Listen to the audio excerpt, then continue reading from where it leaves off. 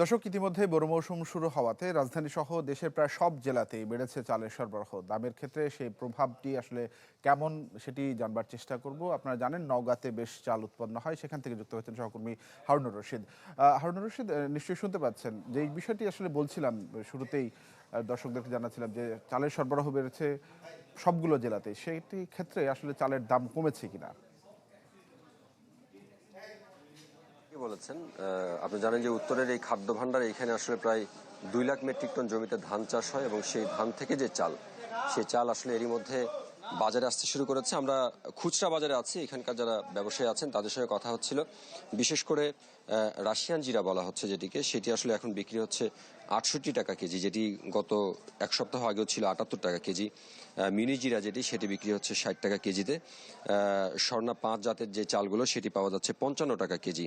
তবে কাটারি জাতের যে চাল, অর্থাৎ পুরাতন যেটি কাটারি, সেটি আসলে এখনো চড়া দামে বিক্রি হচ্ছে, বলা যায় যে প্রায় 78 থেকে 80 টাকা পর্যন্ত বিক্রি হচ্ছে।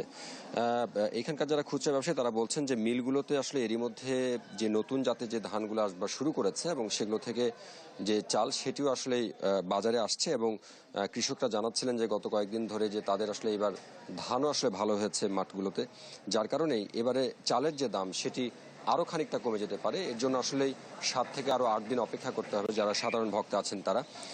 সবকিছু মিলিয়ে বলা যায় যে নওগাঁর বাজারে চালের বাজার আসলে এখন পর্যন্ত 10 থেকে 12 টাকা পর্যন্ত আসলে কমেছে কেজি প্রতি, যেই নতুন চালগুলো আসছে সেগুলোতে আসলে। তানভীর।